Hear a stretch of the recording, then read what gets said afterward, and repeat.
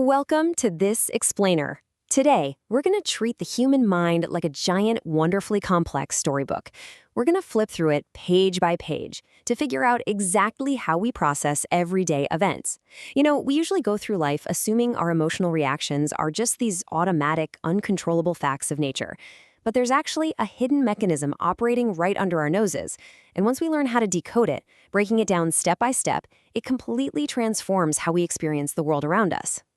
Okay, let's dive right into this with a really simple scenario. Imagine a rainstorm. It's kind of the perfect mystery, right? Why does the exact same rain make one person jump with joy and another person completely miserable? I mean, it's literally the same water falling from the same sky at the exact same temperature. But this everyday occurrence proves something absolutely incredible. An external event itself isn't what creates our internal emotional response. There's a missing link in the chain. Section 1. What really upsets us? The hidden trigger of our emotions. To really see this in action, think about a farmer who sees the rain pouring down. He feels immense joy, right? Because his crops are watered and his livelihood is secure. Meanwhile, a bride looks out the window at the exact same rain on her wedding day, and she feels deep sadness because her outdoor reception is ruined. The rain remains completely objective and neutral, yet the farmer rejoices while the bride despairs. This proves, beyond a shadow of a doubt, that the emotion stems entirely from their personal interpretation of the event, not the event itself. And this brings us to a core philosophy. People are not affected directly by events, but by the meaning they give to them.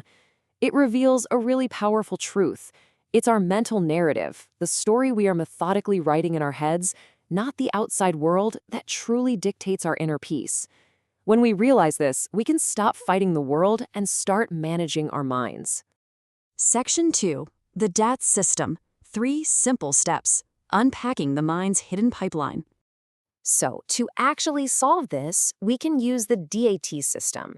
It's a fantastic practical awareness model developed by Hakan Mengüç. DAT is an acronym standing for Durum, which is the situation, anlam, which is the meaning, and tepki, which is the reaction. It's an easy-to-use mental model designed specifically to help us consciously navigate and understand our daily psychological responses.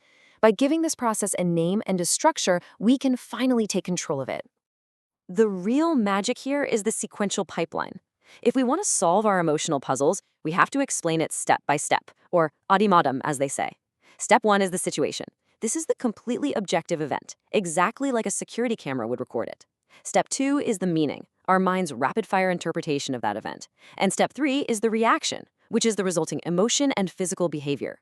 By slowing down time, we can clearly see this flow. An event happens, our mind writes a quick story about it, and finally we react to that specific story. But here's where most of us get it completely wrong. We try to change our anxiety or anger directly at the very end of the pipeline. We tell ourselves, I need to stop being so angry, or just calm down. We try to force a change at step 3, completely ignoring the root cause. According to this model, true change only starts when we alter the middle step, the meaning. If you don't change step 2, step 3 is going to remain exactly the same. Let's look at a workplace example we've probably all experienced. Your boss calls you into the office. If your mind instantly jumps to, oh no, I made a mistake, the result is anxiety, fear, maybe a racing heart. But imagine the exact same boss, same office, same call. This time, your mind says, ooh, we're going to talk about that new project. The result? Excitement, motivation, and curiosity. The objective situation hasn't changed one bit, but by swapping out the meaning, the entire emotional outcome is totally transformed. Section 3. The illusion. Hose or snake. How our minds play tricks in the dark. Picture this. You're walking in the dark, and you spot a suspicious, coiled shape on the ground. Why does your heart race, your muscles tense, and your body completely freeze up before you even consciously know what the object actually is? I mean, it happens before you can even form a logical thought. It's like your brain skips the whole investigation phase and goes straight to a code red panic. How is that even possible? Let's break this down methodically. At 0 seconds, you spot a shape in the dark. That's step 1, the situation. At 1 second, your mind instantly screams, snake. That's step 2, the meaning. And immediately your body goes into full panic mode, which is step 3. But watch what happens at 3 seconds. You turn on your phone flashlight and you see it's just a garden hose. Instantly, the panic evaporates. You probably even laugh at yourself. The object never changed, your location never changed, the only thing that changed was the meaning you assigned to the situation. And this applies directly to our own bodies too. A fast heartbeat is literally just a biological situation. If you combine that heartbeat with the meaning, I am in danger, you experience a terrifying panic attack. But if you combine that exact same fast heartbeat with the meaning, my body is working hard, you experience a great, energizing workout. The physical sensation is identical. It entirely depends on the label your mind quickly slaps onto it. So, what do we actually do when our mind gives us a bad label? Well, if I tell you right now, whatever you do, do not think of a red elephant. What do you instantly picture? A red elephant, right? Fighting your thoughts directly just fails. The more you fight anxiety, the more anxious you become. To find relief, you must step back and systemically shift the underlying meaning instead of just wrestling with the thought itself.